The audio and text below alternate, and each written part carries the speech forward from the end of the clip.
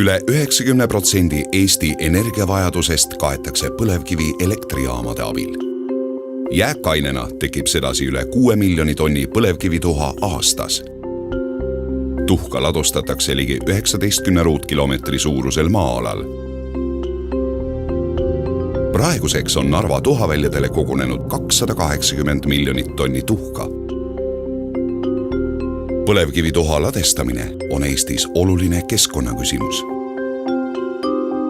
Selle küsimuse lahendamiseks käivitas Eesti Energia koostöös Maanteeameti ja Nordeconiga projekti nimega Osamat.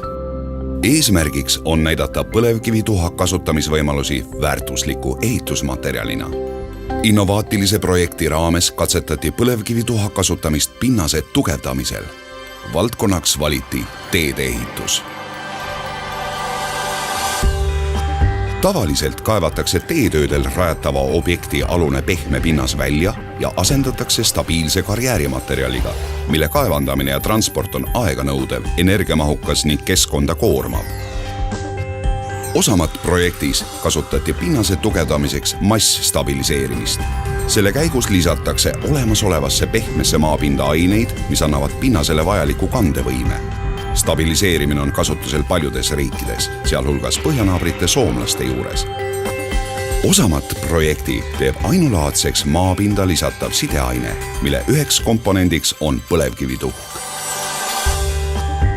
Rambolli Soome laborites töötati välja erineva tuhasisaldusega sideaine koostised. Nende katsetamiseks valiti Simuna Vaiatu maantee Lääne-Viru maakonnas, kus pehme turbapinnas pakub suurepäraseid tingimusi stabiliseerimistöödeks. 500 meetri pikkune katselõik jagati 5 osaks.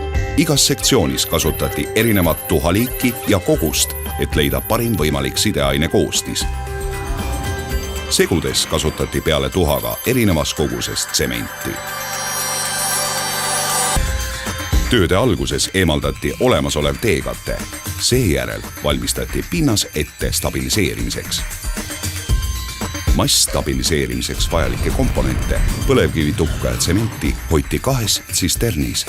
Mahutitest liikusid ained läbi segisti pinnasesse. Sideaine süstimisel maapinda olid abiks Soome asjatundjad, kes rakendasid aastate pikkust töökogemust ning spetsiaalseid seadmeid. Segisti abil suruti sideaine kuni 4 meetri sügavusele pinnasesse, tagades sedasi segu ühtlase jaotumise.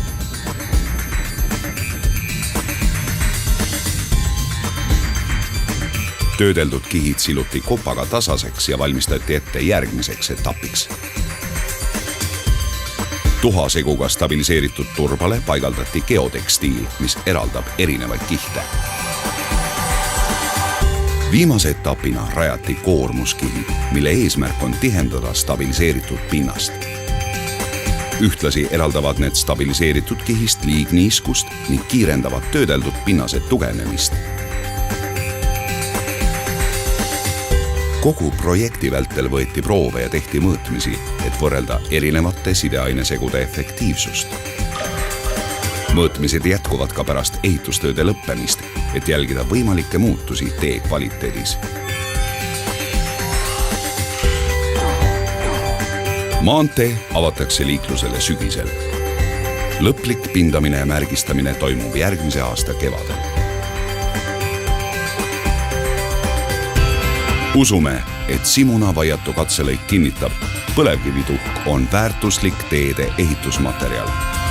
Osamat projekt aitab mõista ja rakendada põlevkivitööstuse kõrvalprodukte. Projekti abil astume sammu lähemale loodussäästlikule tulevikule.